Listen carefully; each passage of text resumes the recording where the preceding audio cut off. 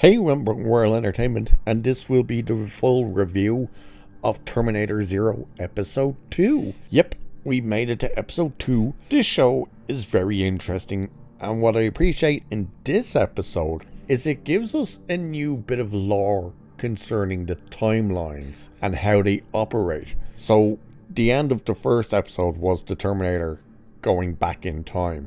This episode picks up with them about to send getting ready to send our so-called hero. I don't think they've said her name actually yet, so I'm not 100% sure what her character's name is yet. Again, or is it? I thought it was something like Sonya or something. It could be Eco. I'm not 100% sure. I think it's one of them too. But if you remember in the episode 1 review, I said that she kind of stuck this thing in the Terminator's eye and downloaded or uploaded information. And we see how that plays out with them being able to pinpoint where it went back in time. Well, not that one, but what Skynet was doing. And it gave them access into Skynet. That's what that was. And we hear the woman she gave that to, the kind of a prophet or something they think she is. Or you're kind of wondering, is it meant to be Sarah Connor? I don't think it is meant to be Sarah Connor. But she explains that once she goes back in time, and because the Terminator, she only has a limited opportunity to follow the Terminator before that timeline closes, apparently. But they also established that once a Terminator or anything is sent back in time, you immediately change the timeline. So I think that's interesting when you think of Terminator, how the original movie ended, and how you were able to get a Terminator 2 and possibly even Terminator 3 and so on after that, which is them basically saying as soon as a T-800 was sent back, it automatically changed the timeline. So when they have it set that Judgment Day is on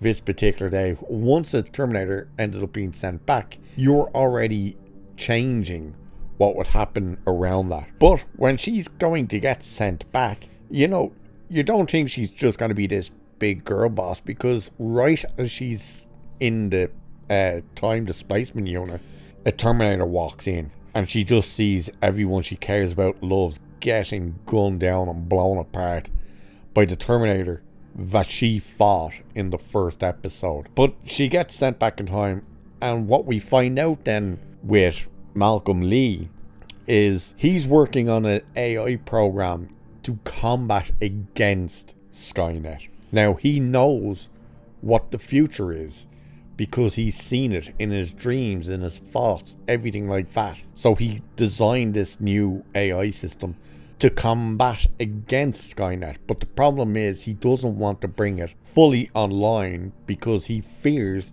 it'll do the same thing as Skynet, that will turn against humanity.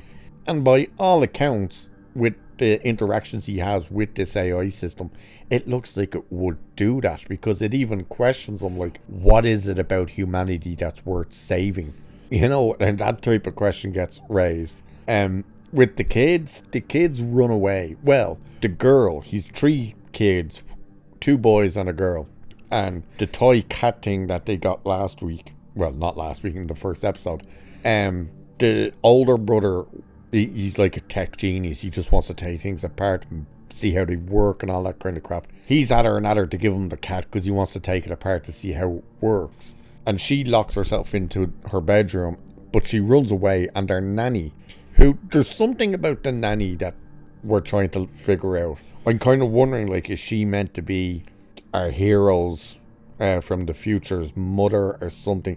There's something with her, or is she even possibly a machine herself? There's something strange, because she cuts herself and she kind of wigs out by seeing the blood, and then throughout the few later on, like, she's kind of struggling to answer things and stuff. It's interesting.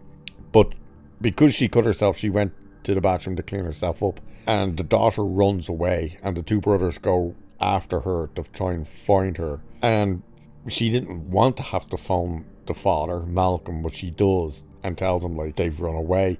and she has to explain to him, look, I left the cat toy with them for a while, even though you told me to bring it back to the store. I didn't see the harm in letting them play with it for a while before I did. So he's pissed off about that, and they're on a bridge, and there's like roadworks, or the cops are there, or something had happened on the bridge. And when she's saying, she explains to Malcolm, like, oh, the boys think you don't want it there because you just don't want robotics in the house, but the daughter thinks you don't want it because it reminds you of their mother. And he twigs where they're going, but they end up running into the Terminator that was sent back, and he instantly knows what it is. He knows it's a Terminator, and he's trying to tell her, you know, you gotta get the kids, because if it can't get to me and it won't get me, it's gonna go after the kids. But while he's fighting on the bridge, our hero, who I'm pretty sure her name is Akio or something like that, comes up and smashes into it with a truck, which we saw in, I think it was the final trailer, the R-rated trailer, where she drives into it on the bridge and drives off a bridge. And you think, is she just going to be this big girl boss? And she really isn't, because she gets her ass kicked and hurt all the time. Like, he shoots her in the arm. So she gets the Terminator off the bridge. She goes after, Malcolm's already gone. He's gone back to the lab because a Terminator showing up proves him right. So he's going back to his lab. Well, he tells the nanny she's got to find the kids, but our hero meets the kids. I shouldn't really say our hero. What kind will we call her? The kind of the Reese of the story, I suppose. She gets her, and like, just straight out, she's not trying to be nice or anything with her. She's just like flat out, where's he gone? You gotta bring me to him and all this stuff. And when she says like he's in his lab, like it's a top security, high level, blah blah blah, you can't get in, no one can get in. That's when our Reese of this story kind of twigs it and goes, it's gonna go after the kids. So they have to go and try and find the kids. And we see this episode kind of ends. I'm pretty sure it was this episode, not the third episode. I did watch the two of them back to back, but I'll do the reviews separately.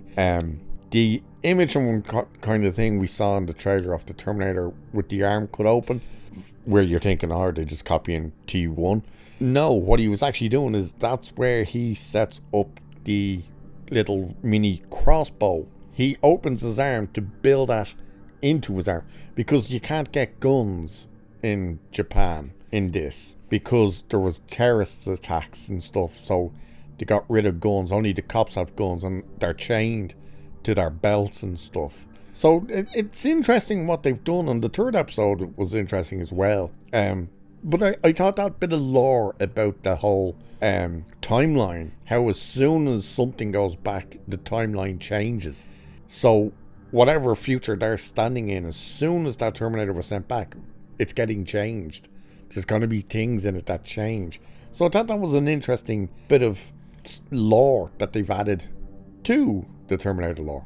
So that's episode 2. So with that, I shall leave it there for this one. Like, share, subscribe, all that good stuff. Cheers, and I will catch you in the next one.